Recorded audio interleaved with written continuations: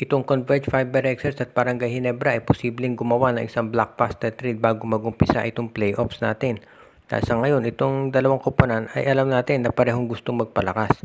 So yan ang dahilan kung bakit sila mismo ay baka magkaroon na ng agreement sa isang trade. At itong Barangay Ginebra, mukhang ang gustong makuha ito si Ben Phillips mula dito sa Converge Fiber Xers. At ang magiging kapalit naman yan ay itong si Jeremiah Gray. Dahil ito si Ben Phillips hindi pa naglalaro dito sa Converge Fiber Xers. Pero gusto na raw kunin niya ng Barangay Ginebra dahil sa tingin nila ito pwede nilang maging center. Samantala naman ang Converge, willing maghintay dito kay Jeremiah Gray kahit ito ay injured. Dahil sa ngayon, ang kinakailangan ng Converge Fiber Xers ay isang scorer off the bench. At sa tingin nila, ito si Jeremiah Gray. Yan ang makapagpo-provide nito. Sa ngayon, okay pa naman ang performance ng Converge. So, willing sila na intayin na baka recover mula sa kanyang injury si Jeremiah Gray. Hindi naman natin masasabi na magiging malaking kawalan si Ben Phillips o lugi sila dito sa trade dahil sanay na ang Converge na maglaro si Ben Phillips. Hindi pa nga sila naglalaro ng kasama yung nasabing player So parang madadagdagan sila ng isang player nang hindi nababawasan. Sa ngayon, ang Ginebra naman, kung makuha nila itong si Ben Phillips, malaking bagay yan para sa rotation ni Coach Tim Cone dahil hanggang ngayon ay injured pa ito si Isaac Go. Hindi natuloy yung pagbalik nito ngayong Enero. Kaya asahan natin na baka next conference na bumalik yan at siguradong hindi pa yan 100%. Kaya yan ang dahilan kung bakit itong si Ben Phillips ay gustong makuha ng Barangay Ginebra. Kapag yan ay nadagdag dito sa kanilang lineup, sa tingin ko magkakaroon ng mas magandang resulta ito para dito sa kampanya ng Gene Kings, hindi lang dito sa Commissioner's Cup, kung hindi maski na sa Philippine Cup. At dahil nga balance naman itong trade na yan, sa tingin ko madali yung maaaprobahan ng PBA Trade Committee. Kaya abangan natin yung magiging major announcement nitong Converge at ng Ginebra. Ngayon naman, itong Magnolia Chicken Templado, nakapasok dito sa quarterfinals pagkatapos tambakan itong Index Road Warriors.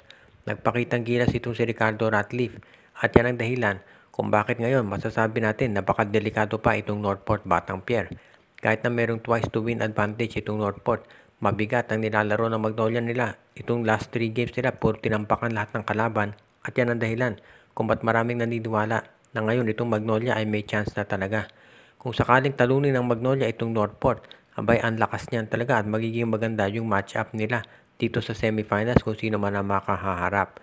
Kaya dito natin masasabi talaga na magkakaroon ng mas magandang tsansa itong Magnolia, lalo na at naging consistent na yung mga players nila. Plus very healthy ngayon yung mga players ni Coach Chito Victolero. In fairness, maganda rin yung performance o yung pag-handle ito si Victolero dito sa mga players niya ngayon at hindi na siya masyadong nakikriticize. Kaya sa tingin ko kung sakasakali na itong Magnolia ay talunin pa itong Northport, asahan natin na hindi napapalitan ito si Victolero at magkakaroon ito ng contract extension. At well-deserved naman yan dahil alam natin nakamuntik ng matanggal itong Magnolia dito sa playoffs. Pero nakapasok nga sila dahil nag-persevere yung mga players at yan ang dahilan kung ba't sa tingin ko itong Magnolia ngayon, i-consider natin na isang dark horse.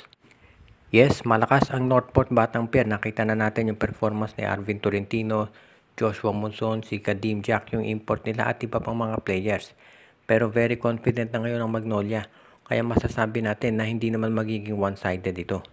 Pagdating dito sa mga trades, on hold muna siguro yan hanggat hindi pa na uumpisa itong quarterfinals. Kung malaglag ang Magnolia dito sa quarterfinals, yan gagawa sila ng trade. Kaya sa ngayon, medyo magse-celebrate muna Magnolia dahil nakaabot na sila dito sa kanilang hinahat. Sabihin na nating tinapangarap na maka-playoffs man lang at ito ngayon nagawa nila. Kaya good news yan dito sa Magnolia.